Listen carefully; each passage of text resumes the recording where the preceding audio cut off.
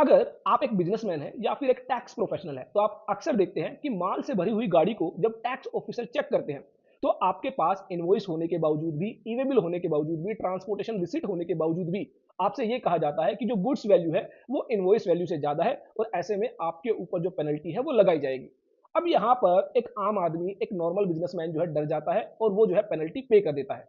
यहाँ पर दो बातें हैं, या तो आपने यहाँ पर अंडर इन्वॉइसिंग की है या आपको अपने अधिकारों का सही से पता नहीं है, क्योंकि जो वैल्यू ऑफिसर के द्वारा डिटरमाइन की गई है उसका कोई आधार नहीं होता और ऐसे में जो है आप घबरा कर वो पेनल्टी पे कर देते हैं। अगर आपको अपने अधिकारों का सही से पता हो तो ना तो आप ये पेनल्टी बचा सकते हैं, बल्कि बहुत केसेस में तो डिपार्टमेंट को पेनल्टी पे करनी होती है और जो आपका फाइनेंशियली लॉस होता है वो भी डिपार्टमेंट को पे करना पड़ता है। जी हाँ, आज हम बात करेंगे ऐसे ही एक केस लो की, जहां पर इसी तरह से टैक्स ऑफिसर्स ने गलत तरीके से गाड़ी को रोका, गाड़ी को डिटेन किया, कॉन्फिस्केट किया, जब्त कर लिया, गाड़ी को छोड़ा ही नहीं पूरे 18 महीने के लिए। और उसके बाद हाई कोर्ट ने जो फटकार लगाई और यहां पर जो है 5,000 रुपए की पेनल्टी डिपार्टमेंट पर लगाई गई और साथ ही जो टैक्स पेयर का फाइनेंशियल लॉस है उसको भी पे करने के लिए कहा गया। जी हां, कलकत्ता साउथ ट्रांसपोर्ट कंपनी के केस में ऐसा ही हुआ। माल से भरी गाड़ी को रोका गया 14 अक्टूबर 2020 को और उसके बाद इस गाड़ी को जो है कॉन्फिस्केट कर लिया गया। एक नोटिस भी दिया गया टैक्स पेयर को कि आपकी गाड़ी को क्यों ना डिटेन किया जाए, कॉन्फिस्केट क्यों ना किया जाए।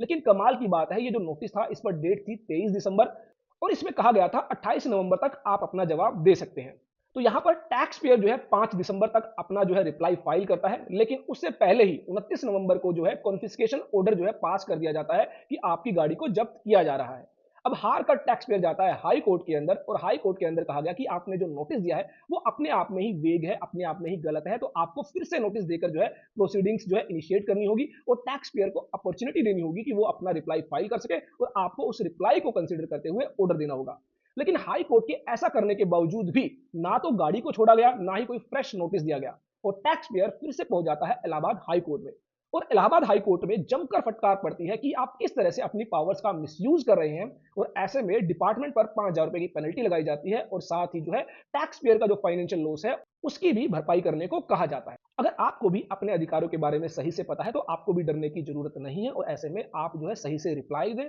और रिस्पॉन्ड करें, आपको भी जो है पेनल्टी पे नहीं करनी होगी। देखते रहिए, लाइक करते रहिए हमारे YouTube channel all about taxes को, जहां पर हम बात करते हैं छोटी छोटी बातें जो आपको बड़ी मुसीबतों से निकाल सकती है।